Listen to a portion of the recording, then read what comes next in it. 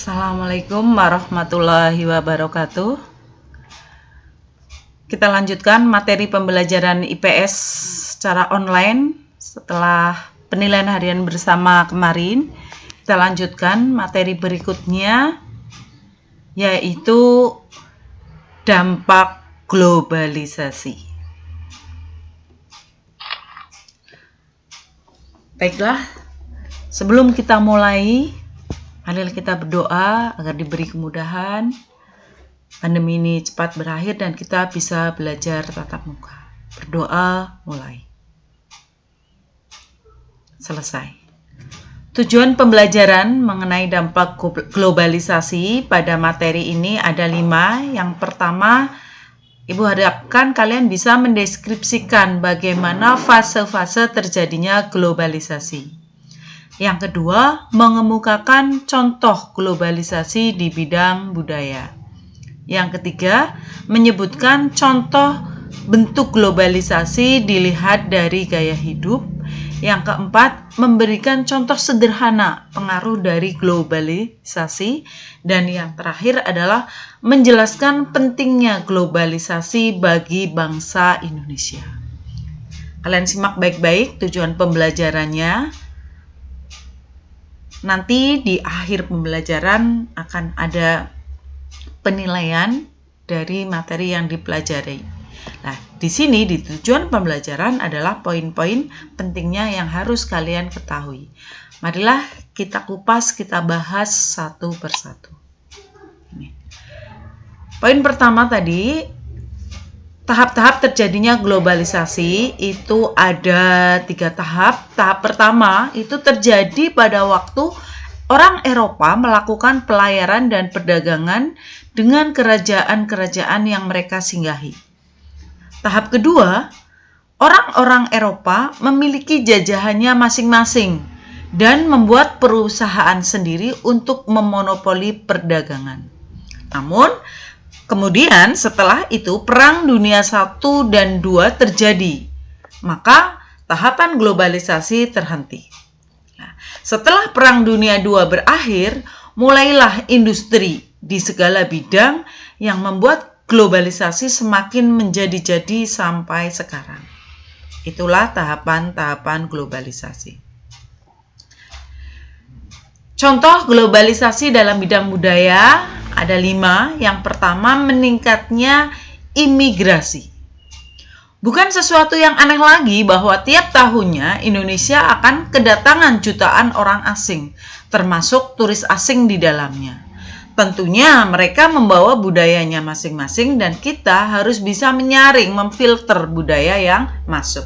Jadi imigrasi itu maksudnya adalah masuknya orang asing atau orang dari luar negeri ke dalam negeri atau ke negara kita. Yang kedua, masuknya mode-mode luar negeri. Salah satu contoh globalisasi dalam bidang budaya adalah masuknya mode-mode luar negeri ke tanah air. Saat ini mode-mode yang sedang tren di Indonesia ini adalah mode-mode yang berasal dari Korea, Jepang, dan tentunya Amerika Serikat. Kalian bisa menyebutkan contohnya? Dari segi fashion atau pakaian. Produk-produk celana jeans, kaos, hem yang bermerek itu kan berasal dari luar negeri. Dari bidang musik lah ini. Dari Korea ya, banyak sekali grup band yang sekarang digandrungi oleh remaja di Indonesia. Yang ketiga, tumbuh dan berkembangnya budaya asing. Budaya asing yang tumbuh di Indonesia tidak bisa dihindari. Salah satu contohnya adalah budaya K-pop dari Korea Selatan.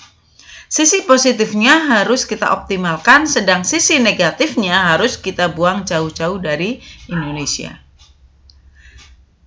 Yang keempat, terkikisnya kebudayaan nasional.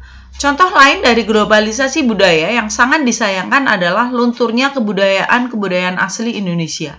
Tidak sedikit masyarakat Indonesia yang memiliki kecenderungan lebih suka dengan budaya-budaya asing. Dan yang terakhir, yang kelima, terjadinya pertukaran budaya. Salah satu hal yang positif bagi Indonesia dalam globalisasi adalah terjadinya pertukaran budaya antara Indonesia dengan negara-negara lain. Hal ini semakin meningkatkan eksistensi atau keberadaan kebudayaan Indonesia di mata internasional. Nah, selanjutnya, globalisasi saat ini memiliki pengaruh yang sangat besar terhadap perkembangan masyarakat, khususnya pada gaya hidup. Nah, ini di sini Ibu akan memberikan contoh nyata pengaruh globalisasi terhadap gaya hidup. Misalnya, 1. Masyarakat yang cenderung ingin serba cepat atau instan.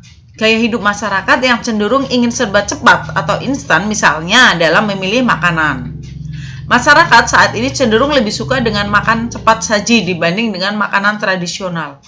Karena mereka menganggap makanan cepat saji itu lebih praktis. Kalian kan mestinya lebih suka beli KFC. Ya, chicken. Kemudian cilor maklor lah, ini kan juga masuknya adalah makanan cepat saji. Yang kedua adalah gaya hidup yang cenderung ke barat-baratan atau mengikuti tren gaya hidup orang barat. Saat ini masyarakat cenderung mengikuti budaya orang barat. Contoh paling banyak kita temui adalah dalam hal berpakaian. Masyarakat cenderung mengikuti tren pakaian yang baru, walaupun pakaian tersebut minim bahan atau terbuka. Masyarakat lebih suka gaya seperti itu walaupun bertentangan dengan budaya, adat istiadat maupun kepribadian bangsa yang mengutamakan kesopanan. Bisa kalian lihat artis-artis kita ya yang memakai bajunya itu kekurangan bahan, baju tanpa lengan, tank top ya, rok mini, celana hot pants. Kemudian apa sih arti penting globalisasi bagi bangsa Indonesia? Ada 3. Yang pertama, globalisasi berarti meningkatnya kemajuan ilmu, pengetahuan, dan teknologi. Yang kedua, mempermudah arus modal dari negara lain. Yang ketiga, meningkatnya perdagangan internasional. Ya, baiklah, sudah Ibu sampaikan materinya. Kemudian kalian kerjakan soal di bawah ini. Yaitu yang pertama sudah Ibu beri gambaran, ada gambar di sini proses globalisasi dari fase pertama, kedua, dan ketiga. Di awal juga sudah Ibu terangkan ya. Coba kalian perhatikan gambar di samping. Fase pertama itu terjadi 1000 sampai 1500 sebelum Masehi. Masyarakat mulai mengenal perdagangan antar negara, yaitu pedagang Tiongkok dan India itu menelusuri negara lain baik melalui jalur darat atau jalur sutra maupun jalur laut. Fase kedua, dominasi perdagangan kaum muslim di Asia dan Afrika. Dalam fase kedua ini membentuk jaringan perdagangan dan menyebarkan nilai-nilai agama, nama-nama abjad, arsitektur, nilai sosial, dan budaya Arab kepada dunia.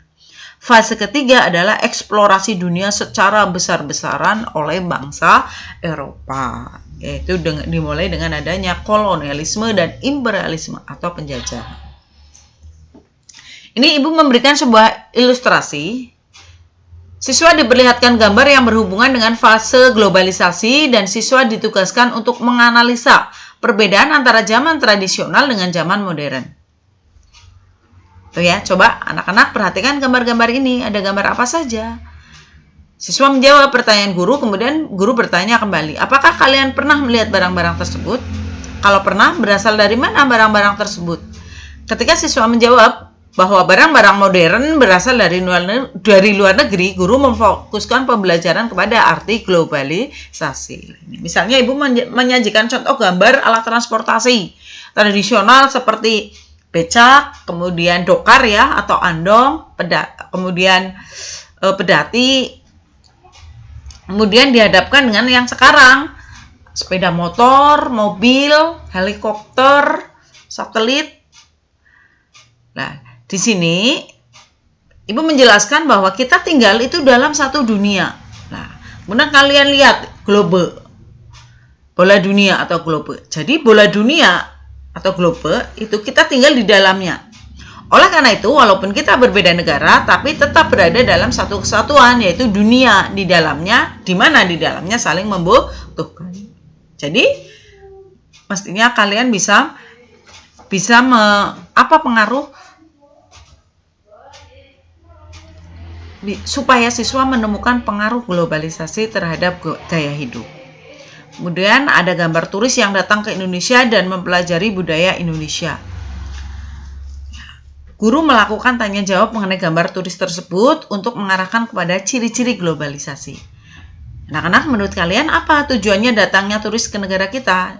Jawaban siswa pasti berbeda-beda. Dengan jawaban yang berbeda-beda, guru membimbing siswa untuk menemukan ciri globalisasi. Dengan bimbingan guru, akhirnya siswa bisa menyimpulkan ciri-ciri globalisasi. Setelah siswa memahami ciri dari globalisasi, guru memperlihatkan gambar dan bertanya, apa pengaruh baik dan buruknya globalisasi? Jadi dari gambar fase-fase globalisasi dan tulisan yang dicetak tebal tadi, diharapkan kalian dapat menyimpulkan materi pembelajaran dampak globalisasi.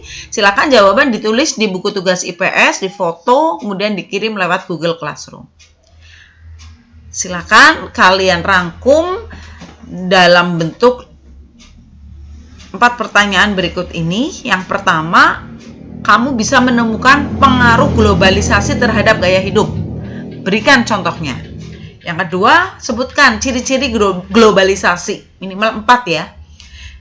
Yang ketiga, apa pengaruh baik dan buruknya atau dampak positif dan negatifnya globalisasi. Yang terakhir, arti penting globalisasi bagi bangsa Indonesia. Tadi sudah dibahas. Sebutkan minimal 3. Sekian, semoga bermanfaat. Kalian pelajari. Insya Allah ini adalah materi terakhir sebelum kita melaksanakan penilaian akhir semester. Tetap semangat belajar, jaga kesehatan.